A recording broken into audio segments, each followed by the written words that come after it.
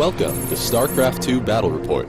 My name is Dustin Browder. I'm the lead designer on Starcraft 2. And I'm Robert Simpson, a Blizzard esports team member. We've got a great game for you here today. We have a battle report between Yun-Ho Lee playing as the blue Protoss versus David Kim as the red Terrans. They're going to be duking it out on Lost Temple. The map name may sound familiar. Yes, it has been redone for Starcraft 2. This is a classic map from the original game that we've done a few additional tweaks to for StarCraft 2 to get some additional game plan. We've got two bases here. We've got David Kim here on the right-hand side as the Red Terrans. And you can see that these players are very close together as the bird flies. There's a very small amount of space separating these players. But if you move across the map, we can get a look at a few of the features which will be key to this game. There's a very narrow choke point leading outside of your base. It's a great place to defend.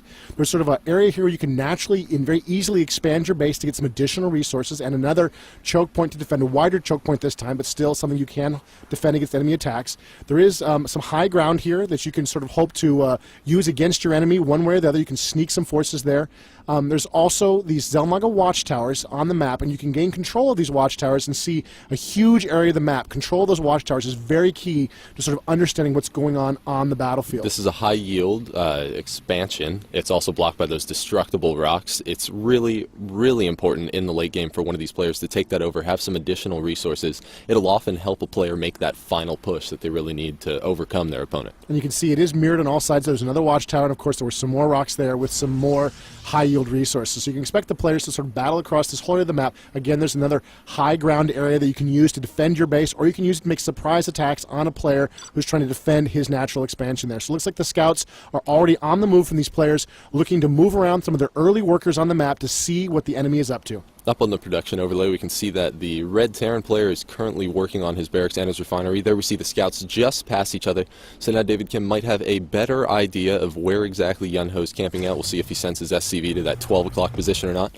Meanwhile, back at David Kim's base, he is working on blocking the front of his ramp with his barracks and two supply depots. This is a very natural thing for Terran players to do, especially against Zerg or against Protoss, to try to block off your ramp there to prevent sort of early attacks with Zealots. Buy your Marines some more time to get in some more shots, and you can see in this case it's had the extra advantage of also blocking off that probe from getting inside and seeing what it needs to see inside David Kim's base. A little bit of aggressive moves there. It looks like that worker from David Kim's in a little bit of trouble there. He's being attacked by Yun-Ho's probe, and it looks like he's going to have to run for cover there, try to get away from that very, very aggressive probe attack. Yeah, SCV barely making it away with 20 HP. If that supply depot had taken a few more seconds, it would have been done. We can see that David Kim is going for an orbital command. Very early, he wants to have his resource advantage. Yeah, there we go. There's the worker trying to get back in the base. You see he lowered his supply depot to let the worker back in. He had a Marine there to drive off that probe. So it looks like David Kim has managed to see what's inside the Protoss base, which is what he needed to do. He needed to scout, and he has done so successfully. Meanwhile, the Protoss right now are blind. They don't know exactly what's going on inside the Terran base. There's not a lot of possibilities at this point, but this only becomes a bigger issue later on. He needs to see what's going on inside so he can make smart tech choices. In Yun-Ho's base, he has gone for a single gateway and obelisk as well as a cybernetics core. This does mean that he's going to be going for stalkers and warp gates relatively early in the game. They're going to be very effective against Marines. Yeah, he really needs to get the Stalkers into play. They can really dance around the Marines quite a bit and do a lot of damage. So the Marine player needs to get Marauders on the field to really counteract that threat. And of course, David Kim has seen that cybernetics core. He knows the danger. He knows the possibility. He'll have the counters in play. Meanwhile, the Protoss player still has not seen inside the Terran base, so he's not exactly sure what's going on. You see, the Terrans had control of the Watchtower very briefly there before that Zealot came in and drove that Marine off. And the Marine's just trying to play keep away right now. He doesn't see the danger of the approaching second Zealot, so now he's in a little bit of trouble. He's going to have to try to just run away as fast as he can, taking a hit there as he turns a corner, and here the Zealot is sort of moving around trying to drive this Marine away, and you can see David Kim being very clever. He's just pulling that Zealot out of action. Oh, a little bit of a misturn there, and he gets cut down. Back in David Kim's base, he has lifted off his barracks, replaced it with another supply depot so he can maintain the block on the front of his base. He's also built a factory and used an existing reactor. He had lifted off that factory, landed on it, and built 2 Hellions. This means that we could see some very early resource harassing. Yeah, these can be very, very dangerous against the Protoss. The Zealot in particular can't do a whole lot against them. The Hellions are just too fast. They can shoot, they can back up, they can shoot, they can back up, and the Zealot really just has to run for it. Now try to get back to the safety of his base. And the Stalker's when he needs to get into play there. The Stalker will allow him to chase and shoot up those Hellions. But even the Stalker can't keep up with the speedy Hellions as they just dance right around the Protoss forces, right up into the Protoss base, closing quickly on the probes. And the probes are forced to run for cover as the Hellion close in and just trashing the place with those flamethrowers. David needs to maintain the pressure. He needs to be chasing those probes just a little bit faster. He's been stopping, using some flame onto the buildings. Oh, and one of his Hellions is taken down by the Stalkers. Stalkers obviously trying to focus down those Hellions. He doesn't want to lose any more probes. I believe that Yunho got away with only losing 3 probes. Very lucky escape. Yeah, it was really, really good moves by keeping those probes away and keeping his forces pressure up. Of course, David Kim, a little too early maybe with the Hellions, only 2, not a lot of damage he can do with those. He did do some, and he did manage to do a little bit of harassment, but you can see it didn't really pay off for him in a big way, and it looks like he's lost a little bit of board control is the point. You can see the Protoss just boiling across the map now. You can see their blue just swarming all over the place, while the Terrans, meanwhile, are backed up into their base and are waiting now for the inevitable attack. The Terran player just finished researching siege mode. This is exactly when he needs it. We see Yunho trying to get up there with the Stalker. Siege tank just barely out of range and going to be barreling down onto those Stalkers, forcing Yunho to retreat. Yeah, that's the kind of damage he does not want to take right now. He cannot afford to take that kind of damage with just those Stalkers. He needs a lot more forces if he's going to break that choke point at this point. Some interesting moves here from David Kim. It looks like he's going for double command centers at this point. Backed up into his base, he can lift off those command centers as the Terran and fly them to any location on the map, but still, it's a very bold move for this point in the game. Yeah, well, he really needs to catch up on resources. We can see that Yunho did have a second base already established that's at his natural expansion, so he really needs to play his A game, and he'll likely be expanding to the island expansion since he can lift off his command center. Yeah, this is what one Terrans commonly do on Lost Temple, both in the original StarCraft and in StarCraft 2, using the Terrans' mobility with their command centers to get access to some high-yield locations. The Protoss do have some strong air units they can use to try to harass those expansions, Void Rays in particular, but, you know, in a game like this where the players are so close together, it can be very difficult for the Protoss player to realize the danger, and in many cases that expansion will simply go undetected.